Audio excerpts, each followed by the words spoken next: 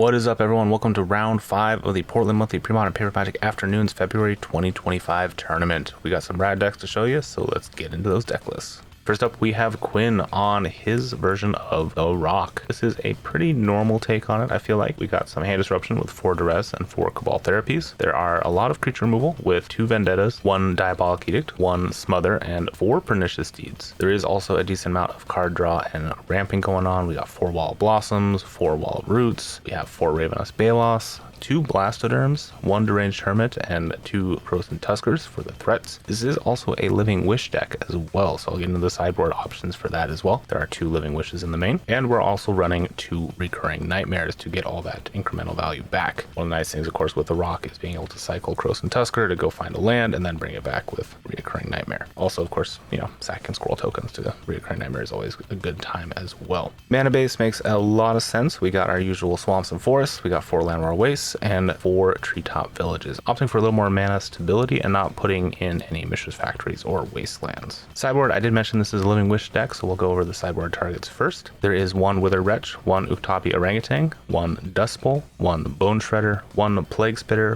1 Spike Feeder, and the second copy of Deranged Hermit. For the 4 other spots in the sideboard, he is running 2 Haunting Echoes, I'm assuming to go after graveyard decks, and 2 Engineered Plagues, because if you're in black, it's pretty much a staple at this point. You got to be able to take down elves, goblins, and even good against Sligh in certain matchups. Anyways, that's his deck. It looks like a ton of fun, the classic 50% against everything, so let's see who he's playing against. Next up, we have Josh on his semi-spicy take on Sligh. Starting off, this looks like a pretty normal list. You got your 4 of Jackal Pups, 4 Lavamancers, 4 Mog Fanatics, 3 Ball Lightnings, 3 Sulfuric Vortex, 4 Seal of Fires, 4 Lightning Bolts, 4 Incinerates, 4 Fire Blasts, and then you hit 2 Mages Contests. Mages Contest is a fun red counter spell, actually, where you and target controller bid life, and whoever bids the most life gets to either resolve the spell, or if you win, counter the spell. So very interesting take on a burn spell that your opponent might be willing to take a few bits of damage on to put the threat down. Next up, we have 3 Phyrexian Furnaces, which I personally do like these main deck in a lot of decks. In Burn's case, it does happen to just help you draw an extra card. It's not quite as efficient as Bauble, of course, but having the incidental graveyard hate can be fairly relevant. And then we're running 2 Cursed Scrolls. You have to make some cuts, obviously, in the main deck and the main plan to make room for Mages Contest, and I feel like cutting a Cursed Scroll was definitely a concession to that. Mana base is also pretty standard. We got mountains, we got 8 of fetch lands, and 2 Barbarian Rings. Sideboard, we're running a lot of hate with 1 Crash, and I believe 3 Overloads, 3 Price of Progresses, 2 Pyroblasts, 2 Red Elemental Blasts, 2 Pyrostatic Pillars, and 2 Anarchies. Very cool list. I'm excited to see how it does against the probably worst matchup, I think, for this list. Having 4 Balos in the main does make Burn a little weaker, but still should be some fun games, so let's get into it.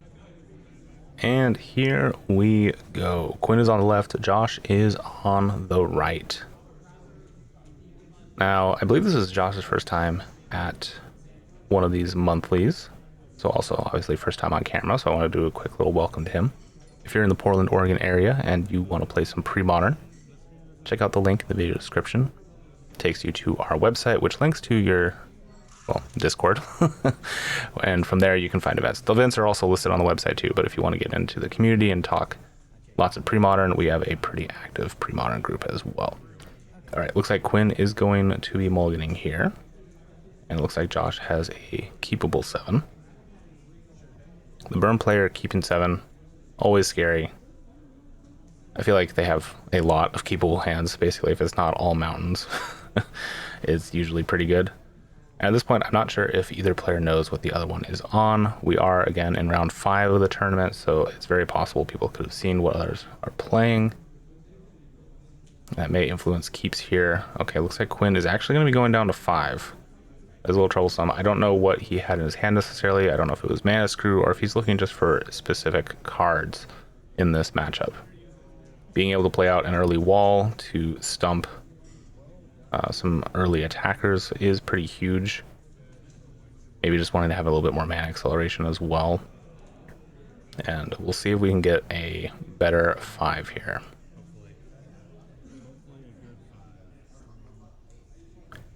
Generally, I usually cut after they've kept, but I think it's relevant to show this in this match because this is actually the last match before we cut to top 4. Now, I can't remember at this point if these two players are in contention, actually. We do tend to mix up who we show on camera, just trying to get a variety of decks, and neither of these players have been on camera yet this month. So I definitely wanted to get them on because, you know, every once in a while it's okay to see a classic game of Rock versus this mono red deck. All right, we got a Mog Fanatic start.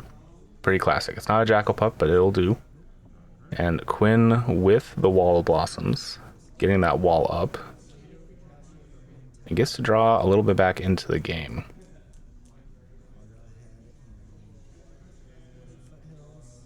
All right, there's a Wooded Foothills. Josh will play out a Grim Lavamancer.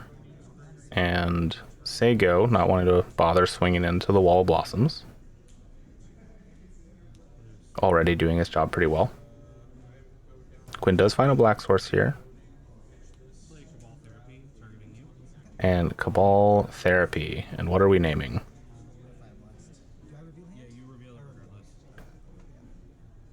I would think you'd name maybe Lightning Bolt or something like that to start. Although getting 2 Mog Fanatics is pretty interesting. I wonder why Josh did not play out 1. Okay, there's another Wall of Blossoms. You could sack one of them to go get Mog Fanatics. That's 2 points of damage at least. That might be beneficial. Honestly, I might do that.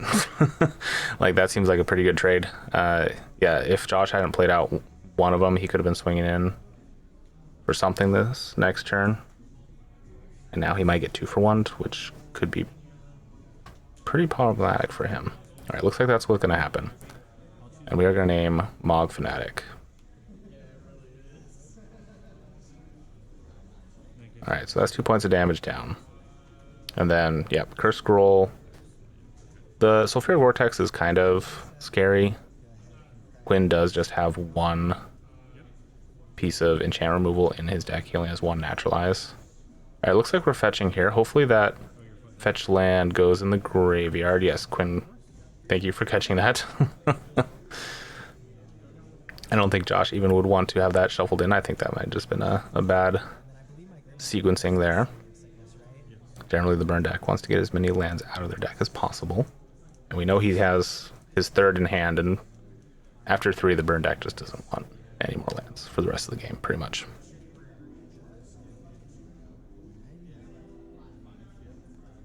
Alright, so I guess maybe holding up this red mana just so he can Grim Lavamancer.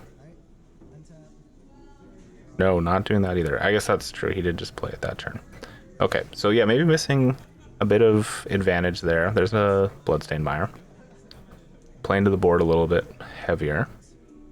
Now, Quinn does have a Pernicious Deed. Okay, we're going to fetch here too. I'm also hoping that Josh... Okay, good. We are going to update the life total there. Get down to 8. Again, Josh's first time playing on camera. It is like 1 extra step to do, although you are not usually writing down your life totals. But all right, we have 3 mana up. Are we going to see a Ball Lightning? Quinn is tapped out. Josh could have topped it, which would have been pretty good. He also does have his enchantment, of course, and the Curse Scroll.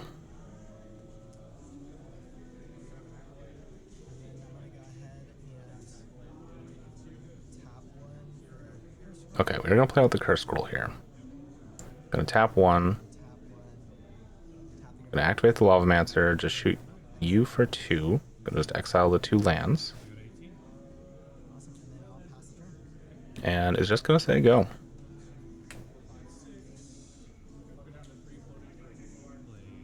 A pretty conservative start here from Josh. Usually when you have that enchantment, when you hit 3 mana, you want to be jamming it, getting your opponent for 2. Start the clock, get things going down early and quickly. I'm not sure how familiar Josh is with the Premodern format. He may not have encountered the Rock deck before. Alright, there we go. Let's get a sulfuric vortex going. No more life gain. Everyone takes 2. Ooh, and there's a vendetta on the Lavamancer. That is a very good hit. And then Malkfanag stays, yep.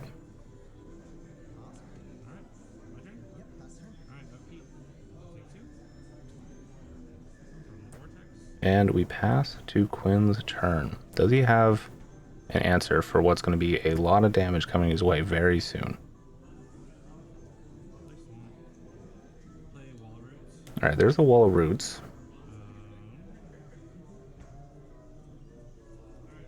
Can make some mana.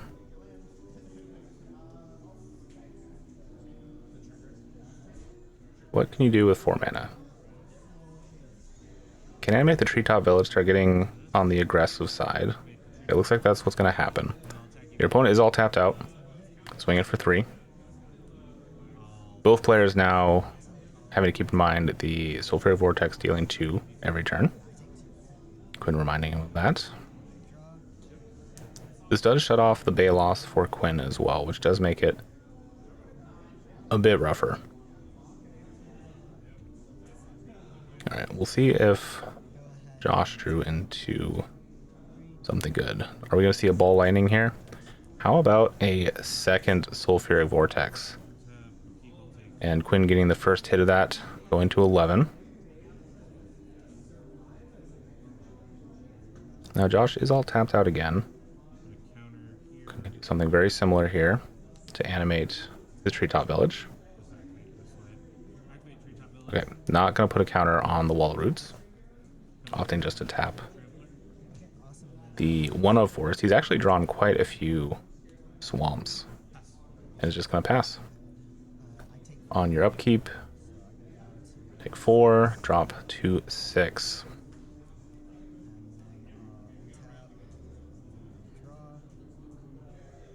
And currently Quinn winning this race.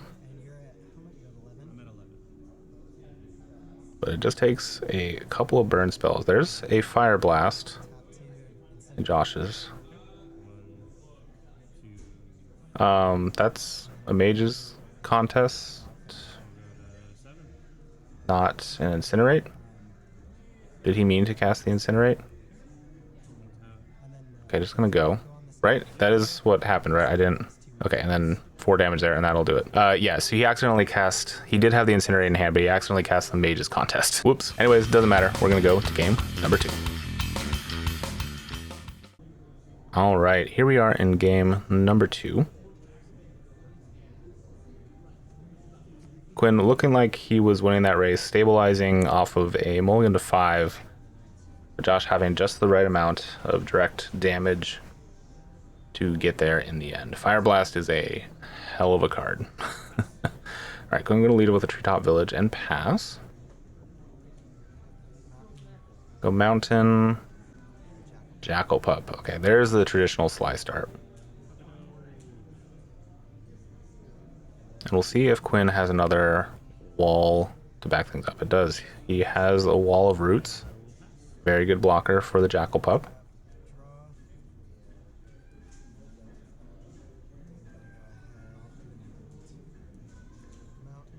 Quinn might even consider just swinging in anyways, just to threaten. Yep, gonna swing in. The chances of him having an Incinerate or a Lightning Bolt are very high. However, spending that on the Wall of Roots is probably not a bad plan. Yeah, okay, we are gonna get the block here. Rather have your Wall of Roots take 3 than done to your face. Okay, looks like that happened. We're just gonna go to main phase 2, play a Grim Lavamancer and pass.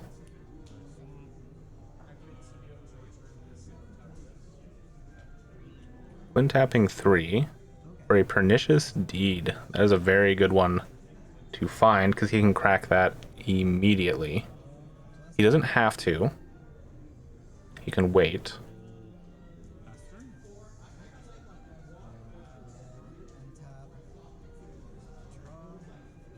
That Wall of Roots, of course, giving him the option to sack for 1. Okay, we are going to Wooded Foothills here for a mountain. Josh remembering his own dice trigger, thank you. Down to 19.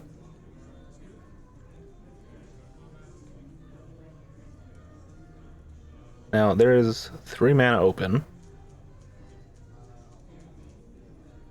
If he does have something like a Ball Lightning, I would say you just jam it, force Quinn to crack the Pernicious Deed for 1. Still take potentially 6. Seems good.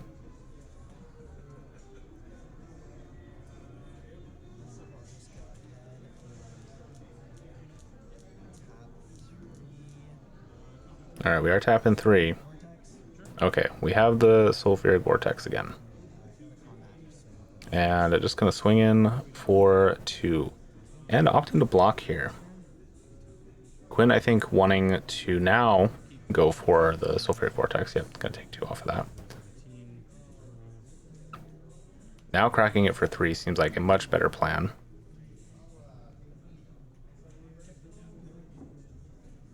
When I mentioned before, I think that he just had Naturalize as a way to deal with enchantments, I actually forgot that Pernicious Deed can deal with it too.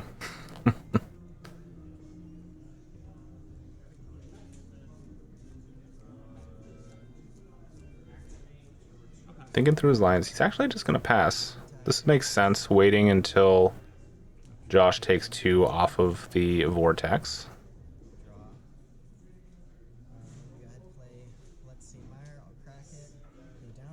There is a bit of danger here, though, in that, yes, the Griffin Lavamancer can now activate.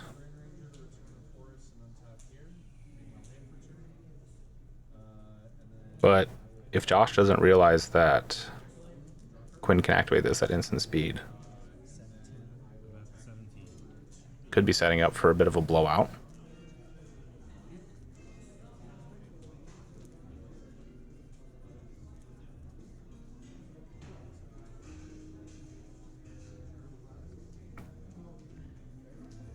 And we'll see if Josh plays to the board more, if he's just going to try and swing in.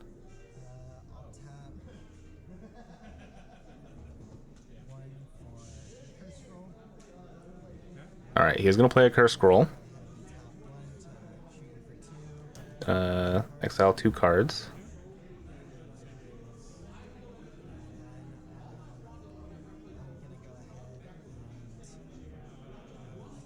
Move to combat, swing with the Jackal Pup. And this, I think... Okay, yeah, might as well just block.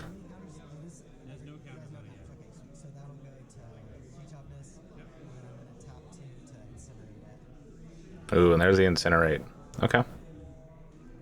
That is really cool Incinerate art. I think that's... Is it from 5th edition? I know, it's not the one you normally see, but the gold border on it is pretty sweet. Alright, we're going to crack Pernicious Deed here. Blow up everything 3 or less. And move to Quinn's turn. 4 mana up.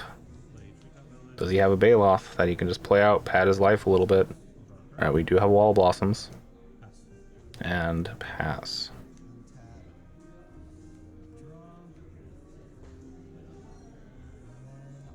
Ooh, there is a Ball Lightning in hand.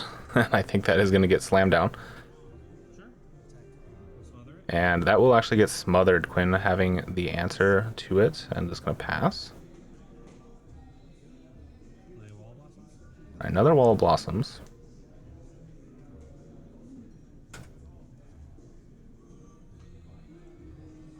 Gonna tap, animate the Treetop Village, swing in. And how many non-basic lands does Quinn currently have? Because that is going to be relevant, I feel like. We saw a glimpse in Josh's hand. Alright, there's a Mog Fanatic. Yeah, he's got a Fire Blast. And he's got something that's really going to care about non-basic lands.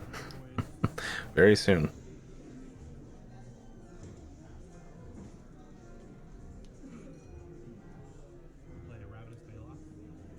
Alright, there's a Baloth.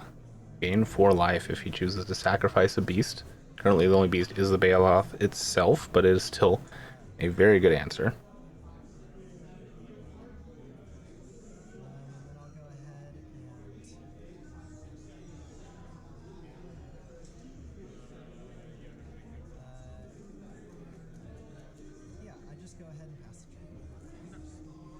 And Josh is passing, actually, not playing out anything, maybe looking to get a bit more damage from his Price of Progress. All right, Baloth is swinging in. Baloth doesn't have trample. Oh, we're getting a basic land count here. Price of Progress is an instant.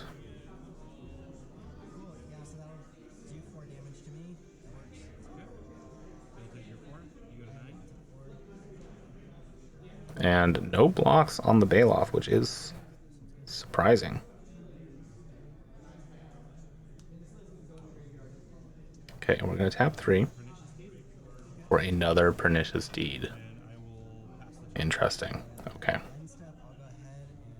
Yeah, how many? Oh, we're going to bolt to the face.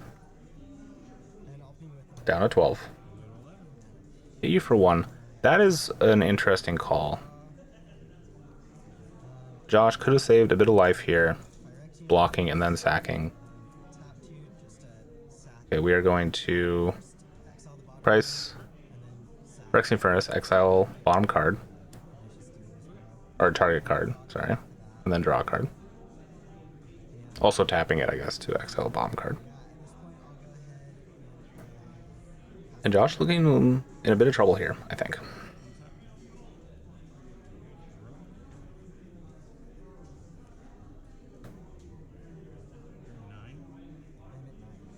Because Quinn can just animate most of his lands. He's going to animate 2 of them, potentially. He will have to take some damage to do so. Actually, no, I guess he doesn't really. He can tap the Treetop Village and the Colorless, animate 1 village. And he does have a forest. But we are just playing it safe. Swinging in for 7. He could have swung in for lethal here. I'm a little curious as to why he didn't. Maybe just wanting to hold up interaction in hand.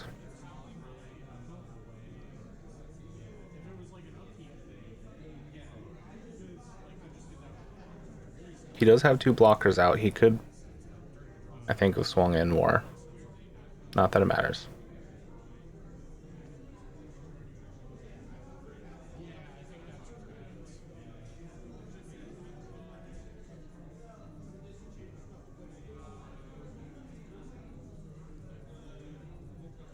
And Quinn is kind of in the danger zone here. He does have 5 non-basic lands. So he can take as much as 10 damage here from Price of Progress. It looks like that's what's going to happen. Quinn can take a quick read of Price of Progress.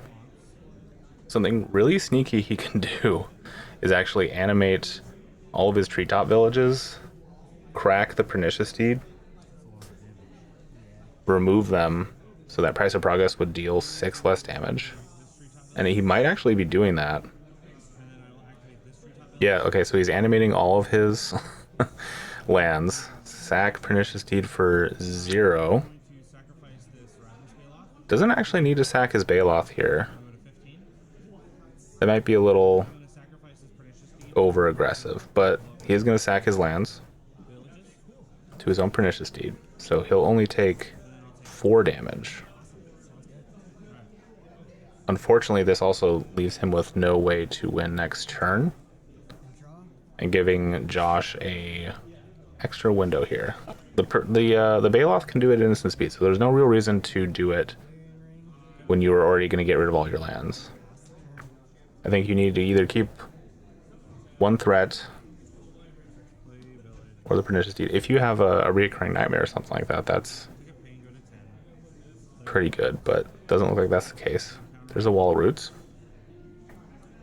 Did have another Treetop Village he just played out. Alright, there is the recurring nightmare. Okay. We're going to sack Wall Blossoms. Get the Baloth back. Okay, we are back on track. And Josh has seen enough. We're going to go to game number 3. Here we are in game number 3. Josh being on the play, I believe, for the first time this game. Oh no, I guess he did have the turn 1 start. But still, a very advantageous place for the burn player to be, although I'm not seeing... Does he have only a 1-land hand? There's a lot of 1-drops in that hand. It is tempting. Okay, he is going to crack a Bloodstained Mire. That actually might be a 2-land hand, which would be perfect. His hand looked very good. Yeah, I saw Ball Lightning, I saw, I believe, Lavamancer, Mog Fanatic. Lavamancer might be the play here, I would think.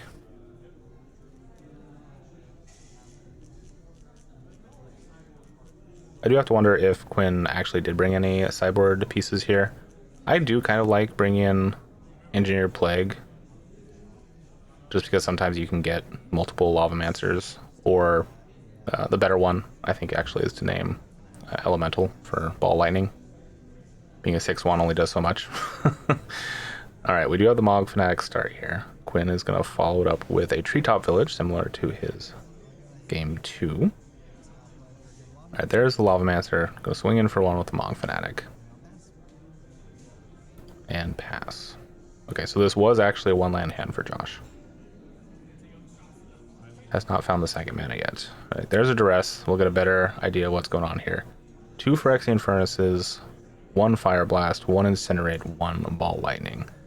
I think at this point you take the Incinerate. The Fire Blast is troublesome, of course, but it's slow. And he does lose all his lands. But Quinn a little scared of it after game 1, I think, wanting to just remove that option. Alright, there's a fetch land. Go get a red source.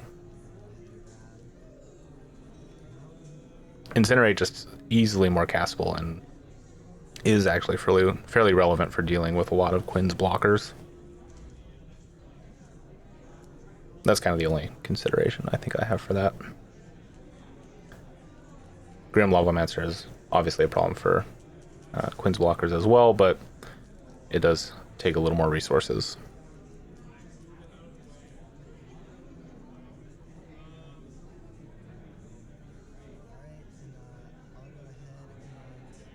Alright, so we got 2 lands. We're going to play out a Furnace. And honestly, I would probably just, play both of them, swing in with the Lavamancer. It is only 1 damage as opposed to 2, but you get to keep the 2 damage up. You get to play the board a little bit more, potentially getting some card draw here. Okay, another Treetop Village. There's a Cabal Therapy. Naming Incinerate, I'm assuming? No, naming Ball Lightning. Okay, that does make sense. That actually is a good call. I agree, he's at 2 lands. And that Cabal will get exiled immediately.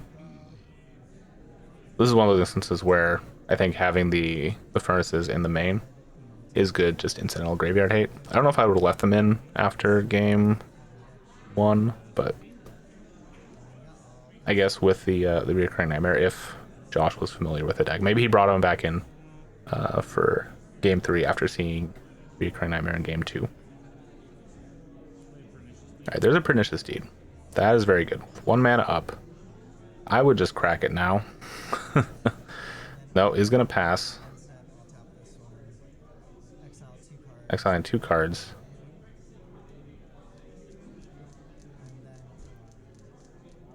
I don't know, if you want to prevent Josh from sacking both Furnaces to draw cards. Okay, looks like Josh is going to take the choice for him. At this point, I definitely would sack the Pernicious Deed. Yeah.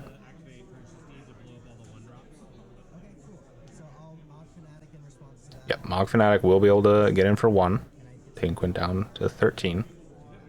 But yes, all those permanents are dead. And Josh gets to untap.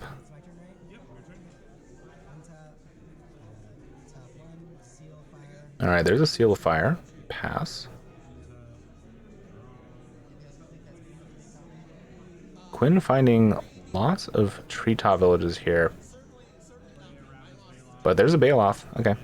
Price of Progress, obviously very scary for his deck, especially when he's finding all the non-land basics. All right, there's a Wooded Foothills. We know Ball Lightning and Fire Blast is gone, but we did see a little peek in Josh's hand that he did draw the Fire Blast.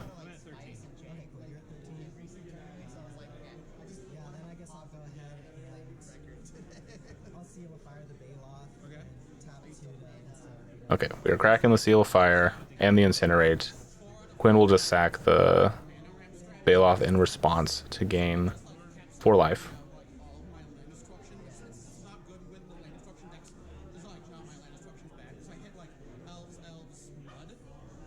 Quinn playing another Swamp. Tapping 3. There's an Engineered Plague. And I'd have to imagine this is naming elementals. Wall Blossoms and pass.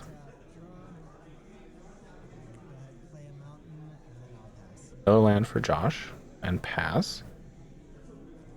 We're almost at the point where he's just hard casting that Fire Blast. Right, Duress will grab the Fire Blast, choosing to not sack 2 mountains. And there's another Baloth. And at this point, I think Quinn has pretty well locked things up. Josh is behind on resources, does not have good answers right now to Quinn's threats. Alright, that is going to name Elemental. That is a good call. Yeah. Ball Lightning no longer a quick release valve. Alright, we're going to animate one of the villages. Swinging for 7.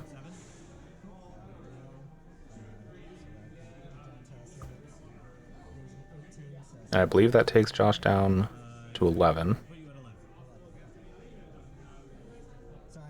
Yeah, there we go. Say go. Alright, there's a Lavamancer. It's gonna pass. Maybe too little too late at this point, though. Okay, there's a Wall of Roots. Animate one of the villages. Swinging for 7 again. Now, the Baloth does not have trample, but the Treetop Village does. So, if you're going to block here, block the Baloth.